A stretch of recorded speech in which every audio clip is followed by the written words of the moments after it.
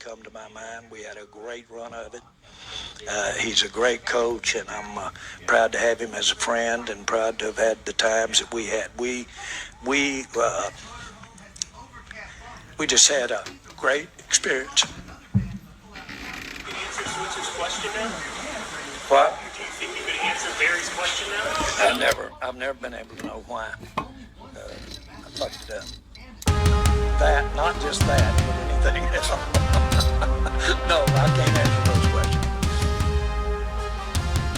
Well, good morning, friends. Mark Holmes here, of course, with my buddy Joe Bear in the house. Joe Boo, of course, is holding down the Red Brick House. And as always, I want to say thank you all for watching, commenting, subscribing, and being part of the Joe Boo Sports Report. Don't forget to subscribe to the channel. Make sure you hit the notifications because YouTube kind of goes through and they drop those things. So you got to check it from time to time.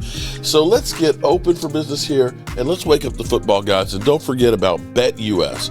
BetUS, I know football season's over, but you can gamble on every kind of sport out there, including they have casino games. And if you use the promo code YouTube150, you'll get 150% matching on your first 3 deposits up to $2,000. And if you use crypto, you get 200% on your first 3 deposits. So I'm thinking about actually putting $100 on the Dallas Cowboys to win the Super Bowl because Micah Parsons said they will be holding up a Super Bowl trophy. And I'm hoping that it's not one of these little teeny ones. I hope it's the real thing. So bet responsibly and bet with BetUS. So I am going to say these are not your daddy's Dallas Cowboys. Daddy Jerry.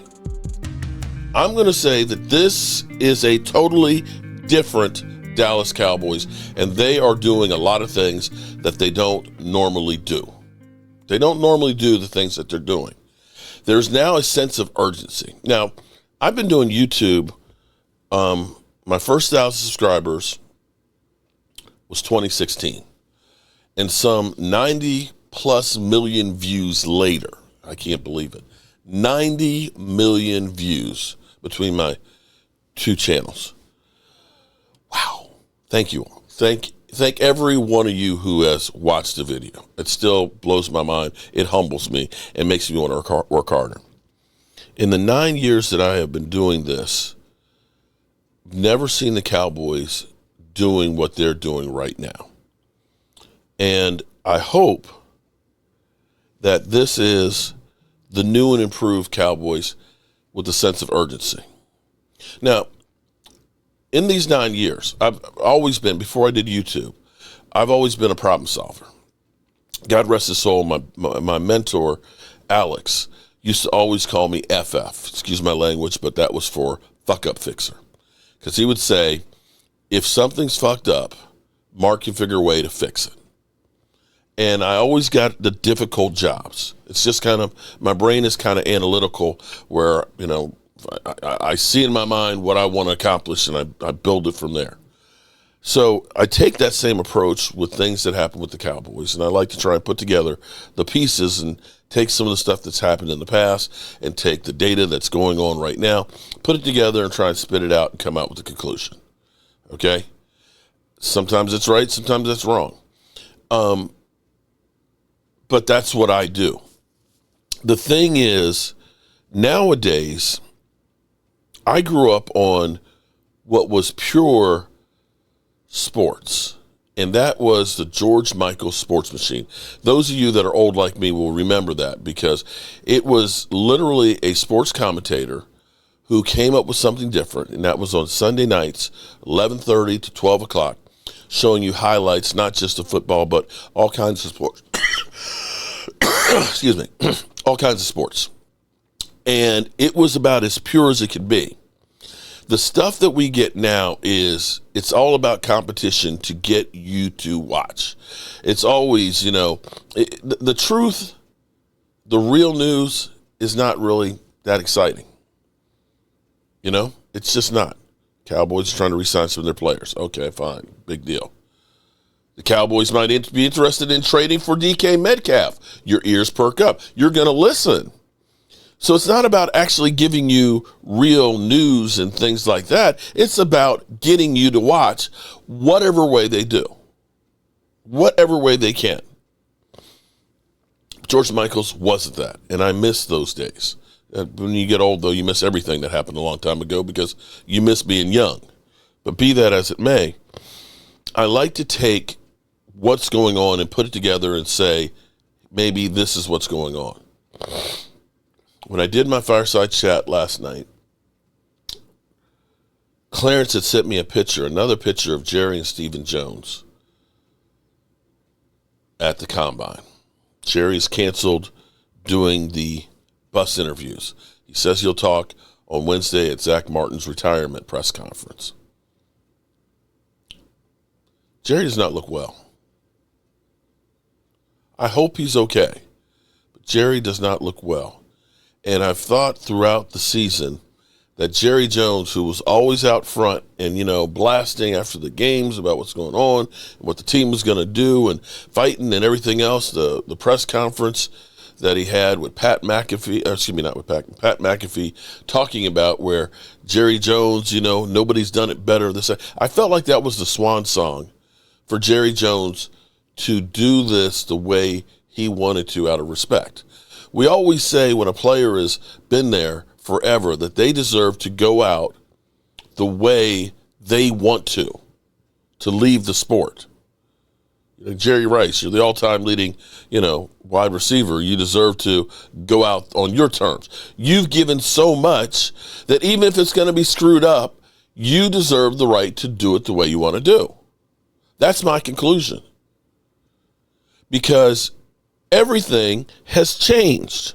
I've been talking since the press conference that there was a totally different vibe.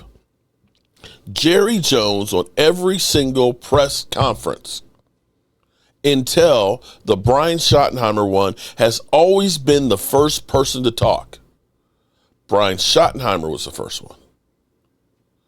Stephen Jones has always been COO, Vice President of Operations. He's now COO, co-owner. They changed that this year. The Cowboys at this time of year are doing nothing. Zero, zilch, zingo. They're letting their free agents, even the ones they want to keep, go out there.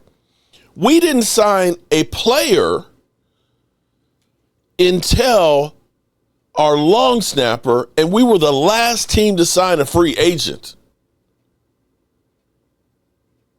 Days in. But here we are. Jerry Jones cancels his one-on-one bus tour operation.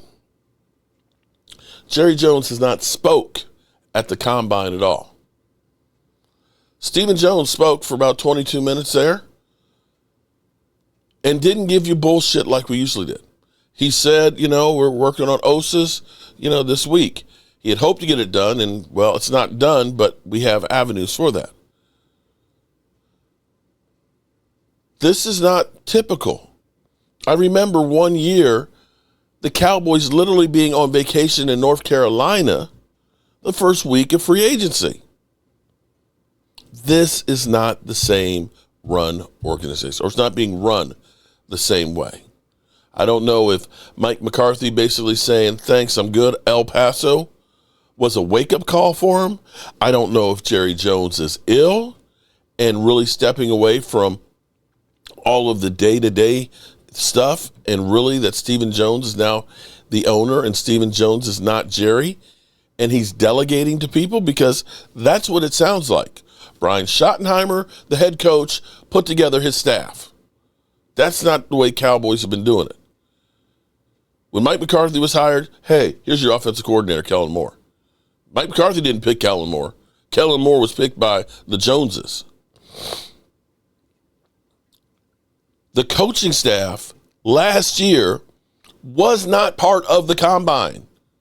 Mike McCarthy, the guy who's got to cook the meal, and Mike Zimmer were back in Dallas literally working on plays for players that they don't who they're going to be. Every single person on the coaching staff this year was in Indianapolis, working hand in hand with the scouting department to figure out what are the best fits for what we want to do. This is not your Dallas Cowboys of past. This is a new Dallas Cowboys. Whether or not it works, I don't know. And it may be that they got a lot to learn because they're behind everybody else. Here's where it's kind of interesting, okay? So we gained $1.4 million of cap space overnight. I don't know how we got it, where it came from, but at the moment, we're not at 2.4. We are sitting here. Let's change our cameras up. Okay, some reason my switcher is not switching.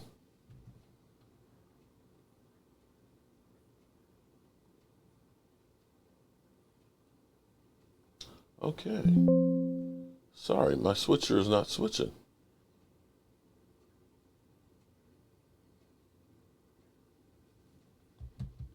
Let me unplug it and see if it'll plug back in. At the moment, forgive me, the Cowboys are sitting down here with 3.8. There we go. With $3.8 million. Okay. And salary cap right there. Now, here's the nice thing is they haven't counted the rollover money, which is like $18.5 million. So we're somewhere around 21, 22. And they haven't gotten the final number yet for the salary cap, what it's going to be. It's somewhere between 277 and 281.3 and stuff. I still said 283 was going to be my number. And I'm just going to stick with that, and we'll see what it's going to be.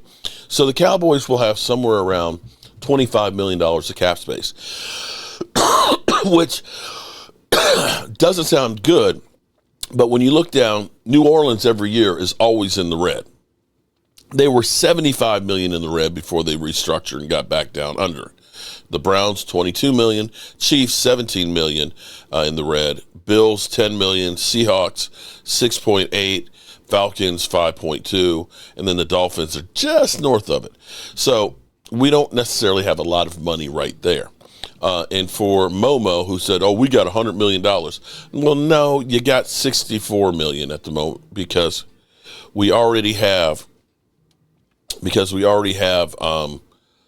Debo's money on the books as cap number of 17.4. And so you realize signing a couple players makes a difference. Now, the thing for the Cowboys' problem right now is working on Osendigizua. The franchise tag number right now is 25.4. So they haven't gotten the deal complete yet. If they don't get it done by 3 o'clock Central tomorrow, they will franchise tag him. I just hope they're not late behind that to give them some more time to do it. And that will give them until July 15th. The bad part about that is you now have $25 million. That's a hard number to count on your salary cap.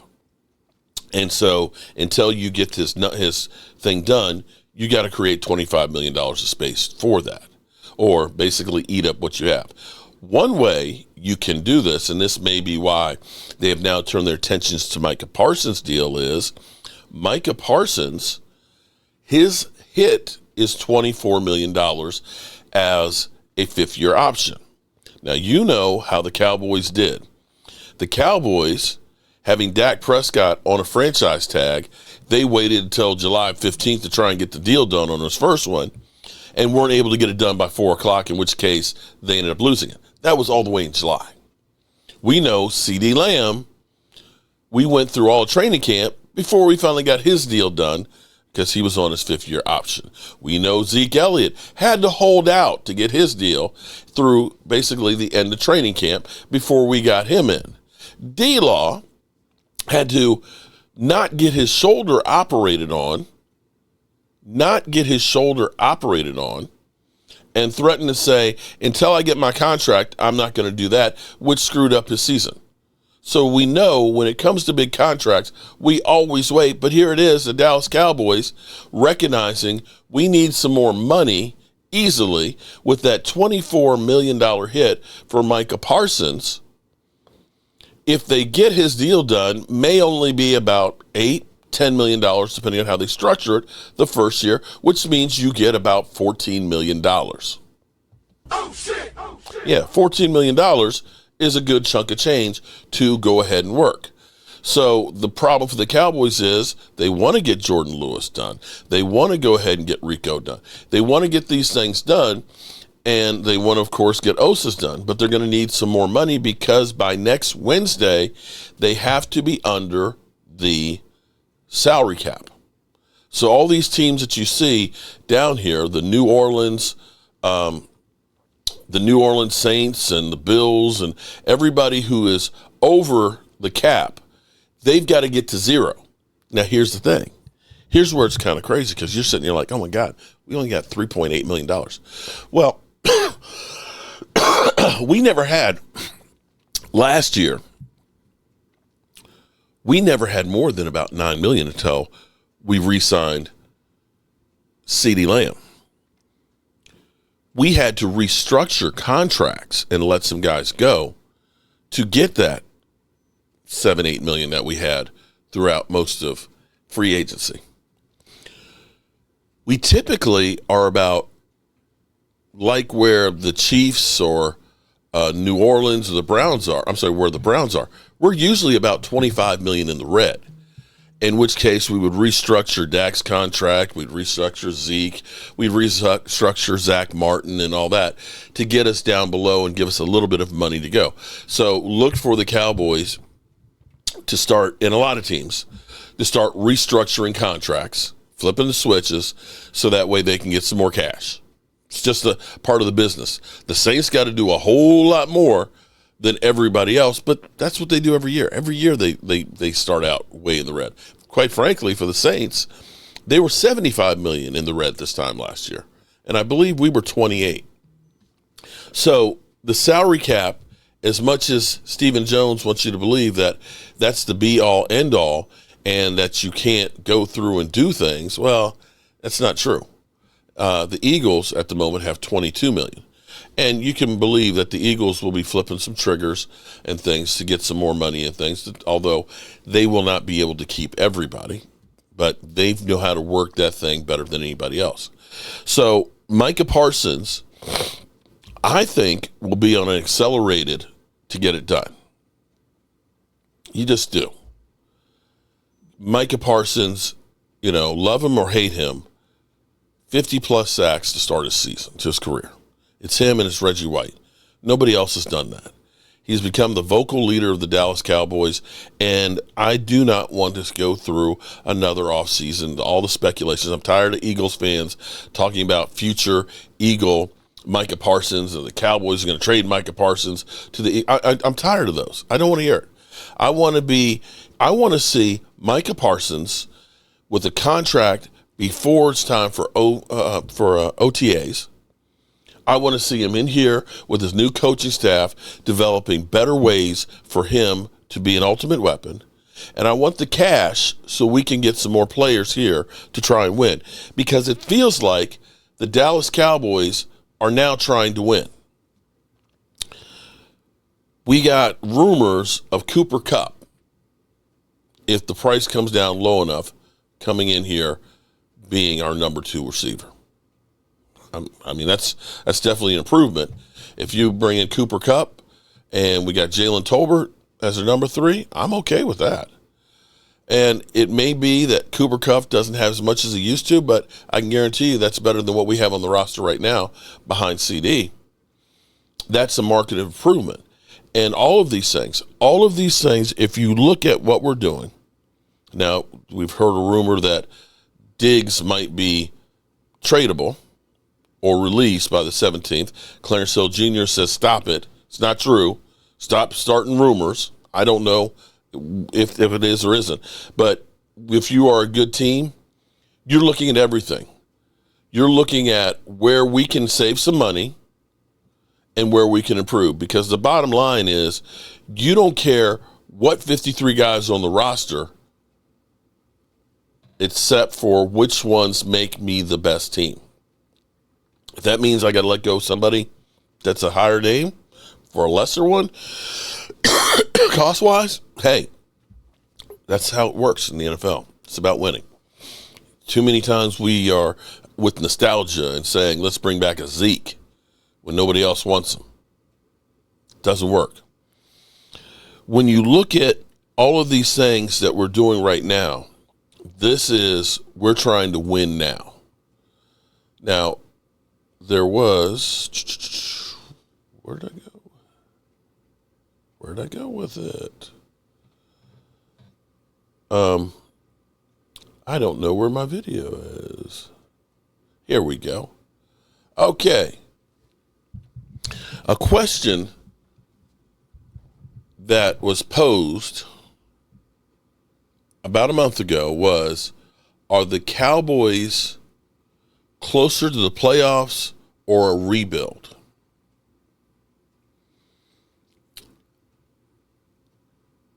The phrase was, win now. The moves that the Cowboys are making right now are about winning now. It's about winning now. This is not rebuild. If you're saying you're bringing in Cooper Kupp doesn't have that many years. Just doesn't. Holding on to Micah, holding on to Osa, bringing back Jordan Lewis. Jordan Lewis is not a long-term piece. These are moves that are about winning right now. But let's revisit what we heard before. Their Executive Vice President Stephen Jones is down at the Senior Bowl, and he spoke to the media yesterday about the state of his team's roster, and he had interesting things to say. We want continuity, but we also want change. And obviously what we've done, hadn't gotten the job done. We accept that. We accept that our fans can have frustration, that we hadn't gotten that job done. And you can't keep doing the same thing over and over again and expect something to change. So we need to change, but at the same time, we've got a lot of things right. Okay, so, I don't know what he just said. That was just a bunch of words. He just said we need to do things the same, but we need to do them differently, and we've been doing them right, but we've been doing them wrong.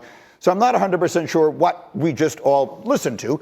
All of that said, you made a pretty interesting statement. It has been very fashionable to dump on the Cowboys this week. Oh, of course. The hiring of Brian Schottenheimer and all the rest of that. You made a very interesting observation in our meeting this morning about exactly where this roster actually is. This is not a rebuild, Greeny. Yeah. If the four of us were running an NFL team and we said we had a really good quarterback, now we could debate, is he 6 or 10? Dak Prescott's a really good quarterback. We have an elite difference-making wide receiver who's a point scorer in CeeDee Lamb. And arguably, we have the best pass rusher in all of football. We would be off to a heck of a start building a team that should have sustainable success, which is objectively they've done in the regular season over the last several years. So they have to make changes. And we know, Greeny, that this is historically great at running back in this year's draft. Amongst other needs they have is the running back position. So my point is, lots of work to be done. But in terms of the hard parts of building a team, they are in place. You agree with that, Bartholomew, or not? You look skeptical. Well, because I'm writing down, you say you're the quarterback, and you got a receiver. Wide receiver. I named 5 people. Last I checked, it takes 22 to win football games and put out there. You need depth, especially, with the 17-game season. And what I would say is, that's good, but I think they're closer to a rebuild than they are a reload. Right, when you consider the fact that the two teams in this division are better. If we all were sitting here picking, where we would think the Dallas Cowboys would be next year, we would probably say third in the division, right? Because you believe that we're talking about a team in their division that's going to be playing for the Super Bowl, that has a lot of young talent, that's ran correctly. And, when you listen to Steven saying that, it's time to do something different, I love Shotty, but that's a common type of hire, right? Somebody that's a first-time head coach, somebody that's, not going to challenge Jerry Jones. I think that's kind of doing the same thing and expecting a different result. This is the worst that the Washington Commanders are ever going to be. They got a pocket full of money. They got a lot of young talent, and they have the ability, because of the young talent, the young quarterback, that guys are going to take discounts because they feel like they can win a championship with this guy. So they're going to get a rush of free agency of guys coming there simply because the quarterback is so special. So yes, Dak Prescott is, 1 or 6 or 10 or whatever. But you can argue that the two other guys in this division might be above him. Yeah, you could. I think what you're hearing with the Cowboys, what Stephen Jones is saying, like, look, we won 12 games 3 years in a row. You put yourself in a position to contend. At some point, it's going to go your way. Whether that turns out to be true or not is up for debate. But this year they didn't. Like over the previous years, over most of what preceded this year, the Cowboys were very good at building rosters that did have depth. Right? You could suffer an injury at cornerback or at left tackle and still play at a high level because they had guys that could fill in. This year, that didn't happen. And I think they're assessing, did we miss on some draft picks? Do we need to do something differently than we've done in recent years because some more holes have shown up on our roster than we realized were there? There's a happy medium between doing absolutely nothing in free agency and going, crazy in free agency, and they need to find somewhere along that spectrum to land, because last year they didn't do anything, and again, they had more holes to fill than they thought. So what you're saying is they need to be a little bit the same and a little bit different. Exactly, but I think so. Maybe he was right. We tend to know what we're doing. This past year, we kind of got hit in the face with, all right, well, maybe you didn't have as good a team as you thought you had or you usually had. Real quick. Yeah, Greedy, after next Sunday, next 4 months is going to be these 10 teams need a quarterback, and one of those teams isn't Dallas, and that's a massive head start. Matchmaker. I'm starting with. All right, we'll end it right there. So that's what we got before. Is this closer to a rebuild? Well, it's not rebuilding. Scrap that idea. The Cowboys are win now, or maybe it's all in, and we're going all in without Jerry Jones talking about it. Alrighty, good people, as always, I appreciate each and every one of you guys.